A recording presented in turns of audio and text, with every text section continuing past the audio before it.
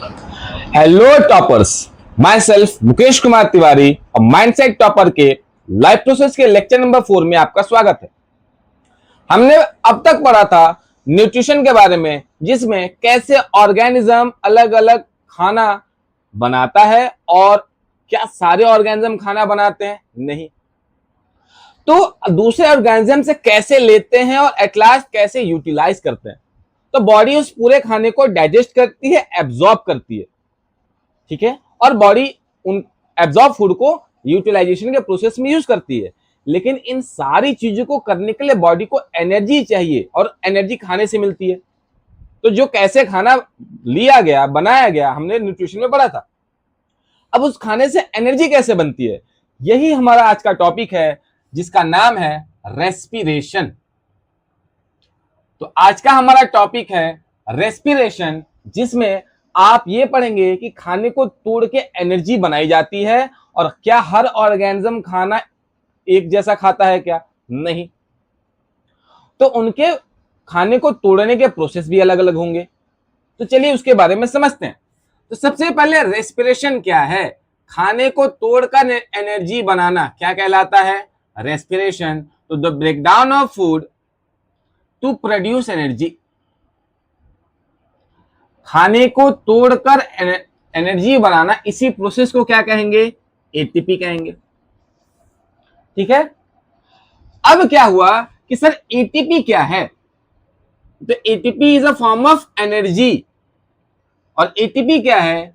ATP पहली चीज कि एनर्जी करेंसी।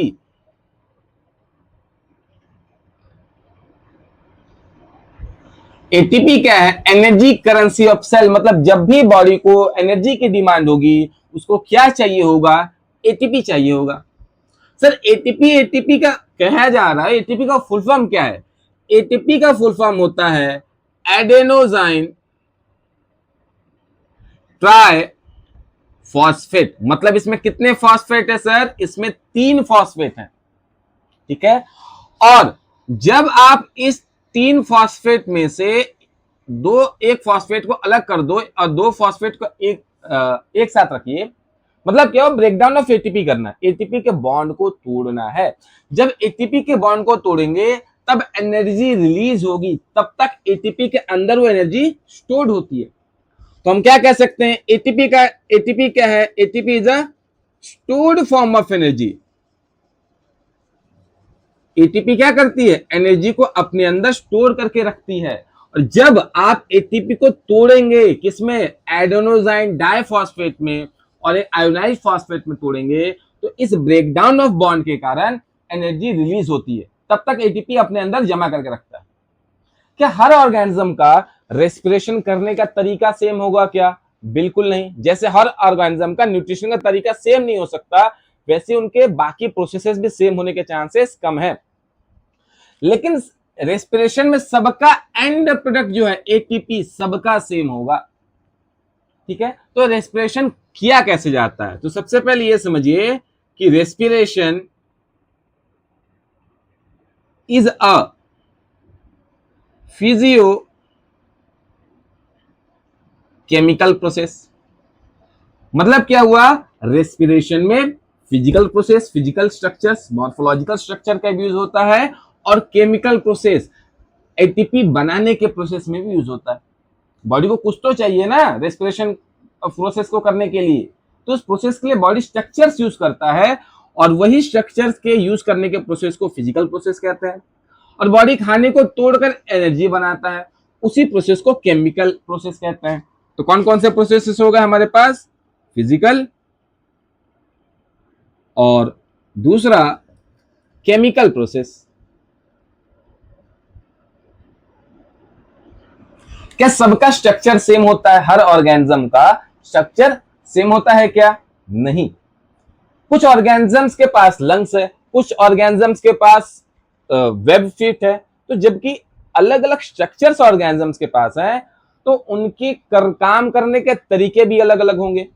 तो रेस्पिरेशन में हमें जो भी काम कराना होगा, उसके लिए फिजिकल स्ट्रक्चर की जरूरत है, मॉर्फोलॉजिकल स्ट्रक्चर की जरूरत है। तो क्या सबका सेम है? नहीं। क्या सबका फिजिकल प्रोसेस सेम होगा?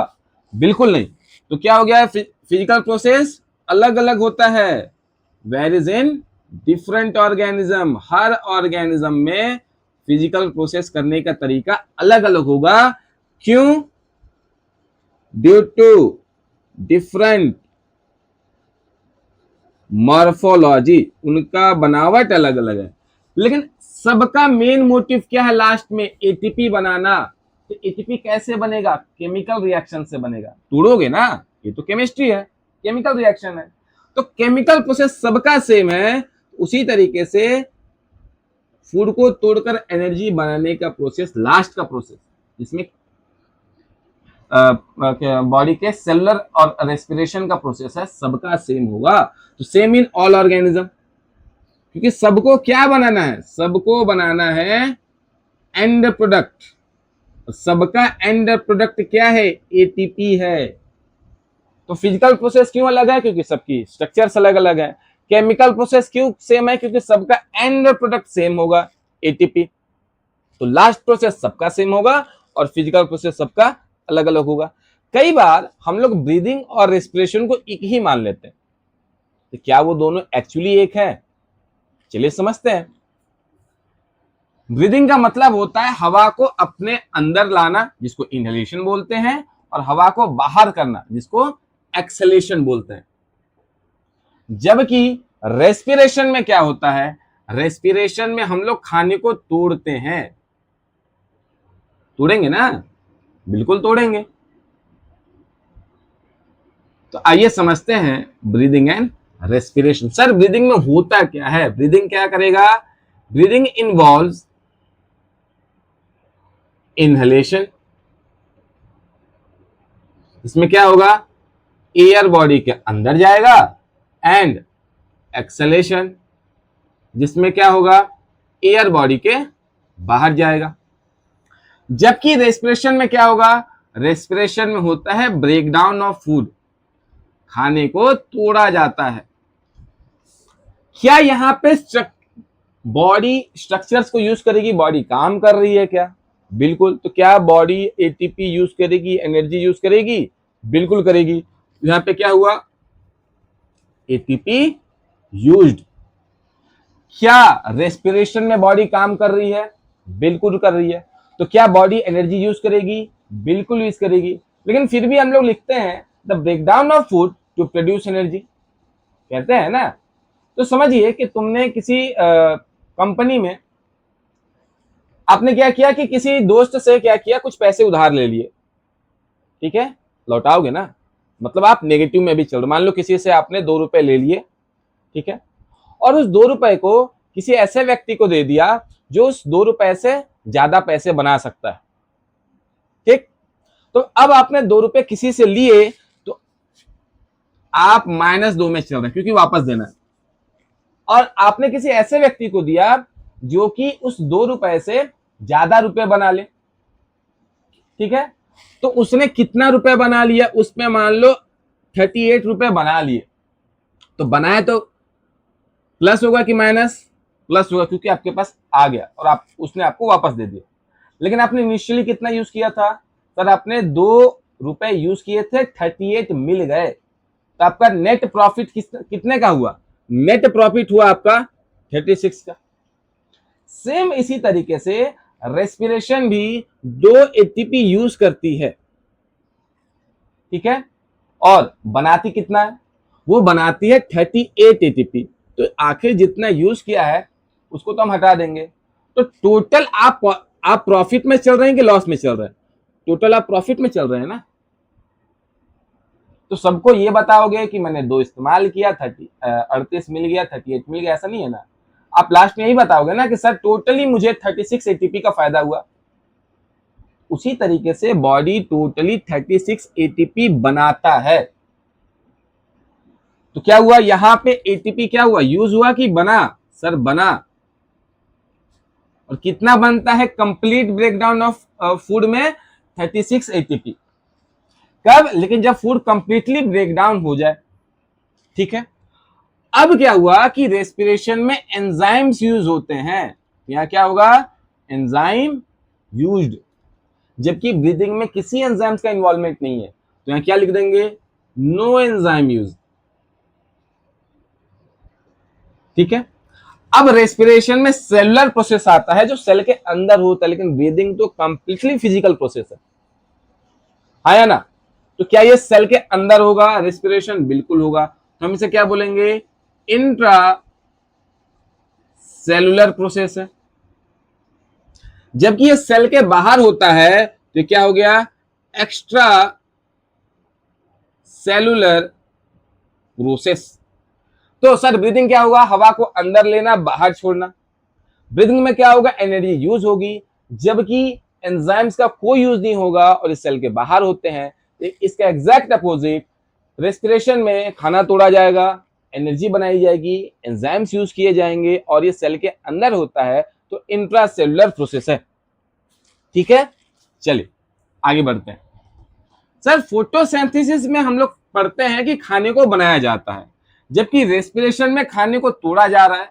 तो आखिर ये दोनों एक दूसरे के अपोजिट प्रोसेस लग रहे हैं। तो एक बार देखते हैं फोटोसिंथेसिस के बारे में, तो एक बार देखते हैं फोटोसिंथेसिस में होता क्या है। फोटोसिंथेसिस और दूसरा रेस्पिरेशन। ठीक है, फोटोसिंथेसिस में हम लोग यूज करते हैं CO2 प्लस H2O, और साथ में क्या होगा? सनलाइट यूज करेंगे, क्लोरोफिल यूज करेंगे और बनाएंगे food plus oxygen plus water. जबकि रेस्पिरेशन में उसी फूड को हम लोग तोड़ेंगे तो क्या बनेगा? CO2, या लिख देते हैं क्या बनेगा? CO2 plus H2O plus ATP।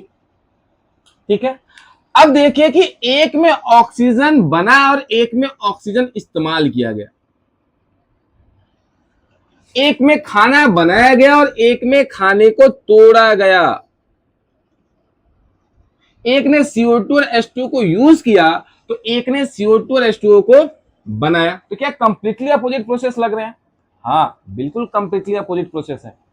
यहां पे ATP बना, जबकि यहां पे ATP क्या हो रहा है? यूज हो रहा है। ठीक है, अब बात समझिए। फोटोसिंथेसिस का मेन मोटिव क्या था? फूड बनाना। तो आपका जो ये फूड है वो क्या हो गया? एज अ प्रोडक्ट हो गया। रेस्पिरेशन का मेन मोटिव क्या था? एंड प्रोडक्ट क्या है आपका? ATP बनाना। तो रेस्पिरेशन के लिए प्रोडक्ट क्या हो गया आपका?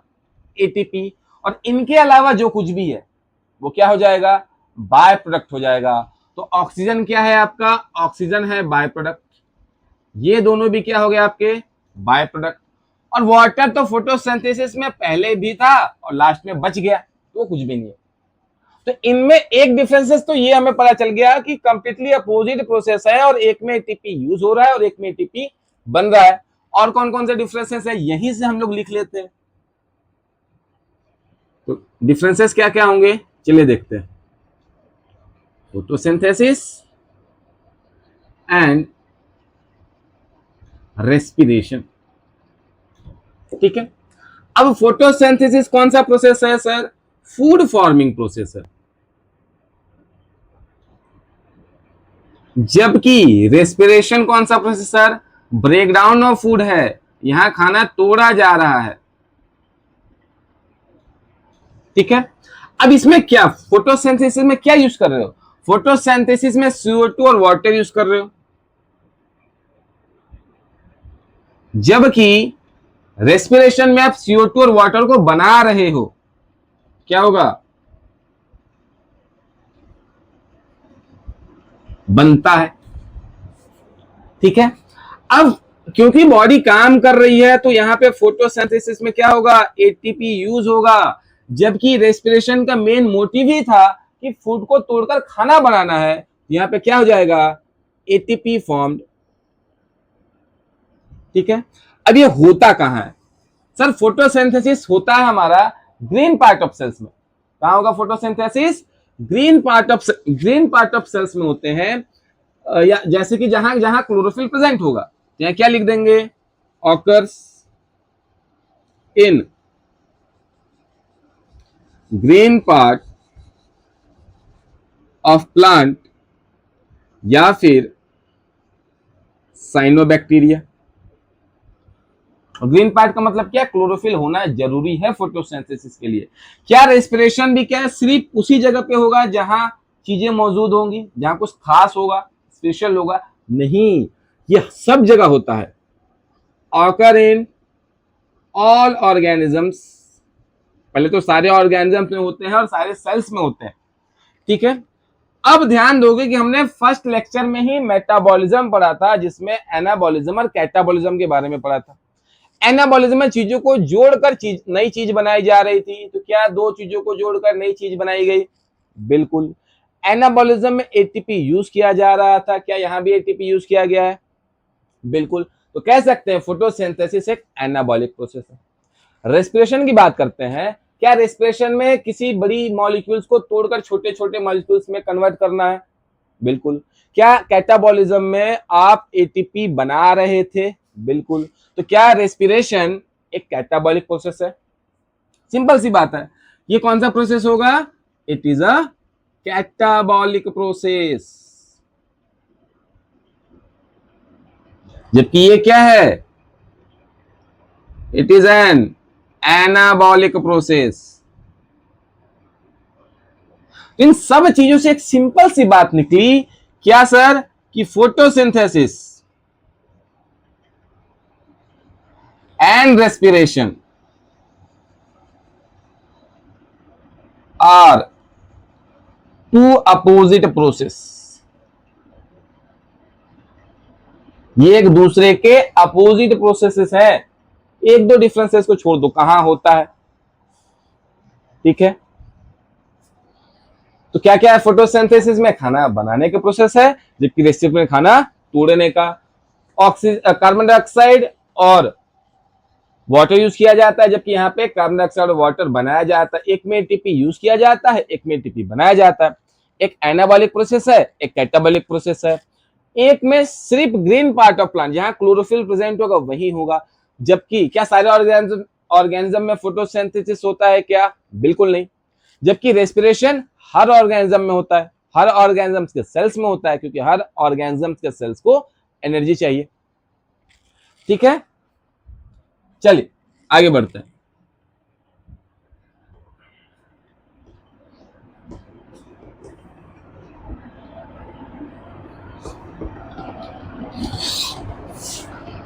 अब रेस्पिरेशन को देखते हैं। ये हमारा हो गया रेस्पिरेशन। सबसे पहली बात, रेस्पिरेशन में हम लोग खाने को तोड़ते हैं और इसका नाम क्या है? इसका छुटकू नाम है ग्लूकोज। इसका नाम क्या है? ग्लूकोज। जिसमें कितने कार्बन है? 1 2 3 4 5 6, और सारे एक दूसरे से जुड़े हुए हैं। तो टोटल कार्बन कितने इसमें? 6। अब समझिए कि होता क्या है। अब इसी चीज को तोड़ा जाता है। अब पायरुवेट में कितने कार्बन होते हैं? पायरुवेट में होते हैं 3 कार्बन। टोटल कितने कार्बन थे? 6 कार्बन थे। लेकिन यहां कितने हैं? 3 कार्बन है। तो एक ग्लूकोज को तोड़ने से 2 पायरुवेट बनते हैं, और 2 पायरुवेट का होने का मतलब है कि एक में 3 है, तो 2 में कितने हो जाएंगे? 6 हो जाएंगे। मतलब जितना पहले था उतना भी है, जितना पहले था उतना भी है, प्लस पायरुवेट के साथ एटीपी बनता है, ठीक है। अब ग्लूकोज को तोड़कर पायरुवेट बनाना, ग्लूकोज का ब्रेकडाउन किया जा रहा है, तो इसी प्रोसेस को हम लोग क्या कहते हैं? ग्लाइकोलाइसिस। और ग्लाइकोलाइसिस का मतलब क्या होता है?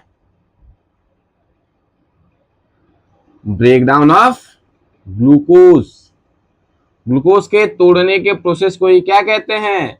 ग्लाइकोलाइसिस कहते हैं, ठीक है। अब यहां पे आपके प्रोसेसेस बट जाते हैं।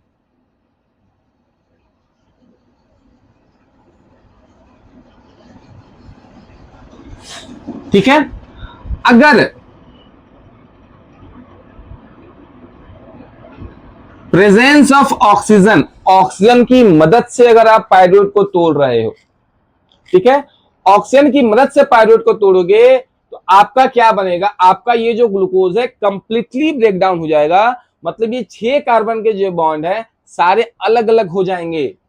तो 1 2 3 4 5 6 ये सारे अलग अलग हो गए। तो यहां पे क्या बनता है, यहां बनता है CO2 plus H2O plus ATP। ठीक है, अब यहां पे देखिए एक सिंपल सी बात है कि अगर कंप्लीटली ब्रेक डाउन हो जा रहा है तो एक ग्लूकोज को इसको अलग अलग करोगे तो 6 अलग अलग बनाने पड़ेंगे, करोगे ना। तो एक कार्बन का कौन सा स्ट्रक्चर है हमारे पास फिलहाल, तो जिससे ये बना है वही तोड़ के वापस मिलेगा।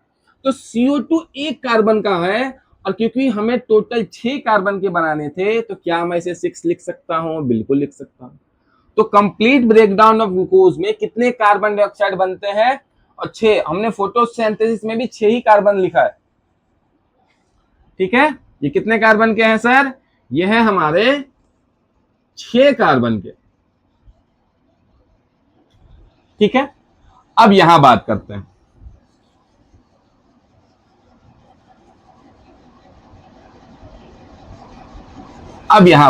यहां क्या होगा, एब्सेंस ऑफ ऑक्सीजन। अगर आप ऑक्सीजन यूज नहीं करते हो तब क्या होगा, जब आप ऑक्सीजन यूज नहीं करोगे तब दो चीजें होंगी।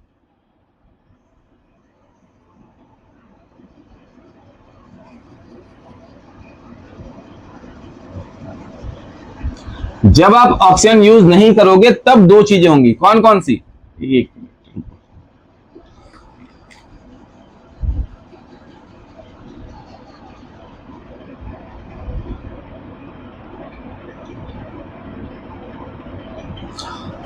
क्या क्या बनेगा सर, तो यहां पे आपका बनेगा इथेनॉल। सी क्या बनेगा आपका, ethanol plus carbon dioxide plus ATP। बताएंगे कैसे। यहां पे क्या बनेगा, यहां पे आपका बनेगा लैक्टिक एसिड प्लस ATP। अब समझिए इथेनॉल कब बनेगा, इथेनॉल बनेगा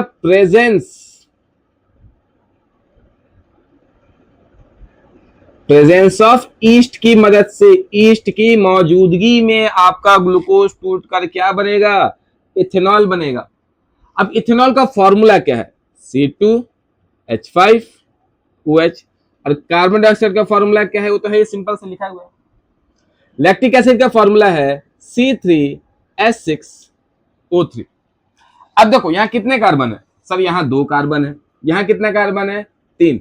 तो टोटल कार्बन कितने हैं अपने पास, टोटल कार्बन 3 है, लेकिन इनिशियली ग्लूकोज में कितने कार्बन थे, 6 कार्बन थे। तो क्या अभी पूरी तरीके से टूटा है क्या, नहीं, अभी भी बॉन्डेड है। तो कंप्लीटली ब्रेकडाउन हुआ है क्या, नहीं, पहली चीज हम समझे। दूसरा, क्या ये बैलेंस्ड है, नहीं बैलेंस्ड है, क्योंकि यहाँ टोटल 3 कार्बन दिख रहे हैं, यहाँ पे कितना है 6 है। तो एक पायरुवेट को तोड़े तो कितना बना, ये चीज बन गया। 2 को तोड़ोगे तो, आपने एक पायरुवेट को तोड़ा तो क्या बना, 2 कार्बन का इथेनॉल, 1 कार्बन का कार्बन डाइऑक्साइड, जो सही था।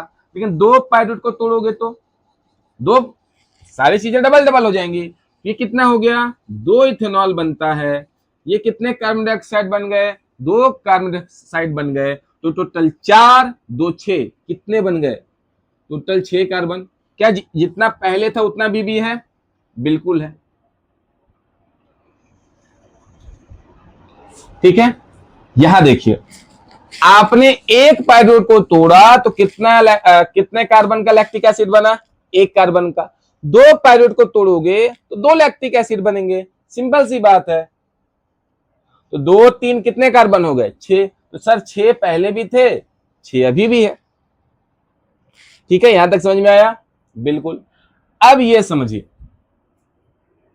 एक बात दोबारा समझते हैं कि ग्लूकोज को तोड़कर आपने क्या बनाया, पायरुवेट। पायरुवेट कितने कार्बन का होता है, 3 कार्बन का होता है। तब कितने पायरुवेट बनाते हैं, 2 पायरुवेट बनाते हैं। तो 3 2 के 6 बैलेंस। अब आप पायरुवेट को तोड़ते हो तो टोटल कितने कार्बन डाइऑक्साइड बनते हैं, 6 कार्बन डाइऑक्साइड बनते हैं। 12H2O बनता है प्लस एटीपी बनता है। किसकी मदद से? ऑक्सीजन की मदद से। मतलब ये क्या हो गया? ये हो गया आपका कंप्लीट ब्रेकडाउन।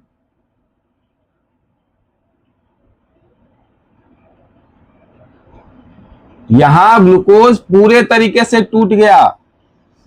और ये कहां टूटा? ये कहां होता है? कंप्लीट ब्रेकडाउन ऑफ ग्लूकोज होता कहां है? माइटोकॉन्ड्रिया में होता है। ठीक है, इसकी बात करते हैं।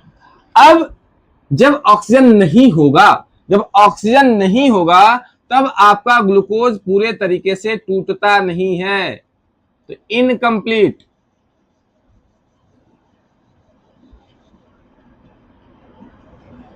क्या हुआ? इनकम्प्लीट ब्रेकडाउन हुआ। जब इनकम्प्लीट ब्रेकडाउन हुआ तब क्या हुआ? आपके पास एक पाइरूवेट को तोड़ने से एक इथेनॉल, एक कार्बन डाइऑक्साइड और एटीपी बना। जब दो को तोड़ोगे तो दो इथेनॉल, दो कार्बन डाइऑक्साइड बना। कब? जब ईस्ट की प्रेजेंस होगी। अगर ईस्ट नहीं है तो ये नहीं बनेगा। लेकिन अगर मेरे मसल्स में भी, मसल सेल्स जो काम करते हैं उनको ऑक्सीजन नहीं मिला, तब वो बनाते हैं लैक्टिक एसिड बनाते हैं। और वो कहां बनाएंगे? मसल सेल्स में। वो लोग कहां बनाएंगे? अपने मसल सेल्स में। अब एक पाइरूवेट को तोड़ा तो कितने लैक्टिक एसिड बना? एक, जो कि 3 कार्बन का है। तो आप दो पाइरूवेट को तोड़ोगे तो कितने लैक्टिक एसिड बन जाएंगे? कितने लैक्टिक एसिड बन जाएंगे? 2 बन जाएंगे। ठीक है, तब इथेनॉल कहां बनेगा? इसके प्रेजेंस में। लैक्टिक एसिड कहां बनेगा? मसल्स में। कंप्लीट ब्रेकडाउन ऑफ फूड कहां होगा? माइटोकॉन्ड्रिया में। तो सर ये जो अपना इतना हिस्सा है ये कहां होता है? तो ग्लूकोज से लेके पाइरूवेट बनाने तक ये सारी चीजें कहां होती है? ये सारी चीजें होती हैं साइटोप्लाज्म के अंदर। कहां होगा? साइटोप्लाज्म के अंदर। ठीक है, अब क्योंकि आप इथेनॉल बना रहे हैं, ठीक है, इस ईस्ट के प्रेजेंस में, तो इस पूरे को एक साथ कहते हैं अल्कोहलिक फर्मेंटेशन। इस पूरे को एक साथ क्या कहेंगे? Alcoholic fermentation. जब लैक्टिक एसिड बनाएंगे तो इसको क्या कहते हैं हम लोग? इस प्रोसेस को लैक्टिक एसिड फर्मेंटेशन। मतलब आज ग्लूकोज को तोड़कर लैक्टिक एसिड बना रहे हैं, उस रेस्पिरेशन को क्या कहेंगे? Lactic acid fermentation. अगर आप ग्लूकोज को तोड़कर इथेनॉल या फिर अल्कोहल बना रहे हैं तो उस प्रोसेस को क्या कहेंगे? उस रेस्पिरेशन को क्या कहेंगे? Alcoholic respiration. ठीक है, अब ग्लूकोज से पाइरूवेट ये कहां होगा? साइटोप्लाज्म के अंदर होगा।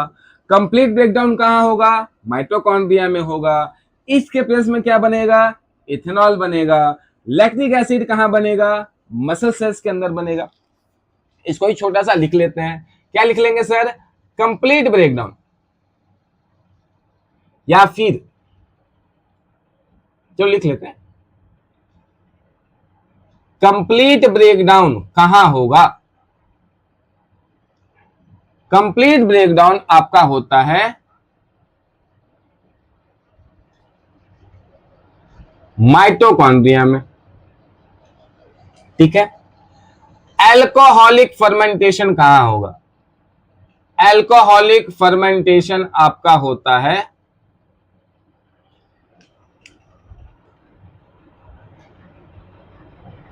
प्रेजेंस ऑफ ईस्ट में। अगर ईस्ट नहीं होगा तो अल्कोहल नहीं बनेगा। Lactic acid fermentation, production of lactic acid कहां होगा? लैक्टिक एसिड फर्मेंटेशन आपका होता है मसल सेल्स में। ठीक है, और ग्लाइकोलाइसिस कहां होता है? ग्लाइकोलाइसिस आपका होता है साइटोप्लाज्म में। ठीक है, अब समझिए कि अगर आप कहां काम कर रहे हैं? ऑक्सीजन के साथ काम कर रहे हैं तो उसे कहते हैं एरोबिक रेस्पिरेशन। अगर आप ऑक्सीजन के खिलाफ काम कर रहे हैं, ऑक्सीजन के एब्सेंस में काम कर रहे हैं, तो उसे कहते हैं एनारोबिक रेस्पिरेशन। तो यहां पे रेस्पिरेशन के दो टाइप हो गए कि अगर आप ऑक्सीजन के साथ काम कर रहे हैं तो कौन सा रेस्पिरेशन होगा, एरोबिक। अगर आप ऑक्सीजन के एब्सेंस में काम कर रहे हैं तो उसे कौन सा रेस्पिरेशन बोलेंगे, एनारोबिक। चाहो तो लिख सकते हो, यहां पे कौन सा रेस्पिरेशन हो गया, एरोबिक रेस्पिरेशन हो गया। यहां कौन सा रेस्पिरेशन हो गया, एनएरोबिक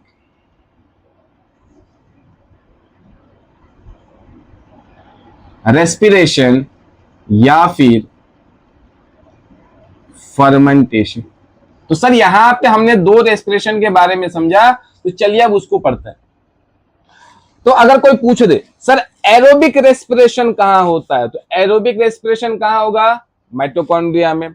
सर कोई एनारोबिक रेस्पिरेशन के बारे में पूछे तो आप पूछोगे कौन सा रेस्पिरेशन, लैक्टिक एसिड फर्मेंटेशन या अल्कोहलिक फर्मेंटेशन। अगर लैक्टिक एसिड के बारे में पूछता है तब वो कहां बनेगा, सर मसल्स में बनता है।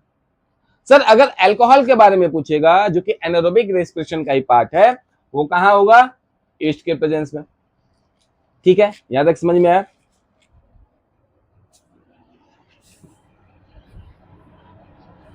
चलिए, तो हमको इससे पता चला कि दो तरीके के रेस्पिरेशन होते हैं, कब प्रेजेंस ऑफ ऑक्सीजन में और कब एब्सेंस ऑफ ऑक्सीजन में।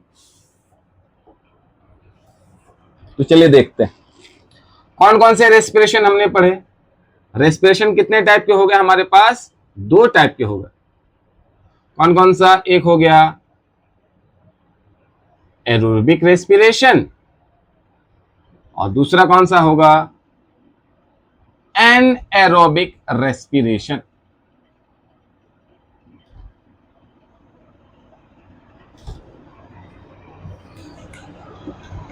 अब देखिए ये रेस्पिरेशन कब होगा, रेस्पिरेशन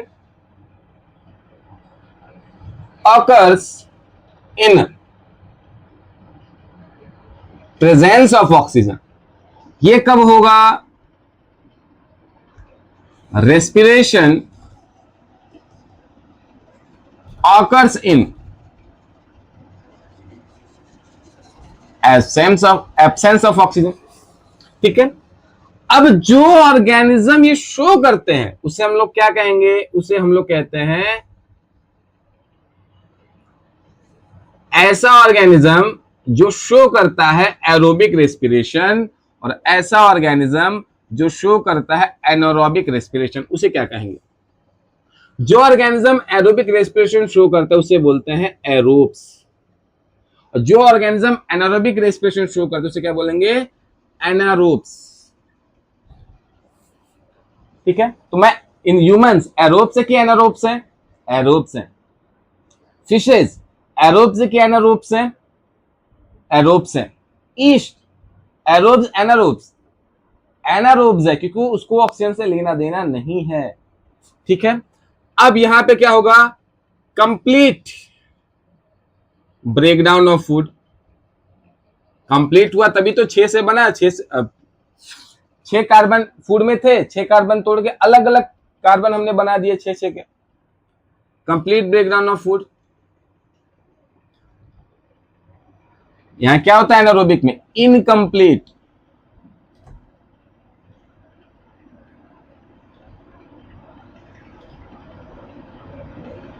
अब क्योंकि कंप्लीट ब्रेकडाउन ऑफ फूड हुआ तो यहां क्या होगा, मोर एटीपी प्रोड्यूस्ड, जबकि यहां इनकम्प्लीट हुआ है तो एटीपी इज, या फिर हम कह सकते हैं लेस एटीपी प्रोड्यूस्ड।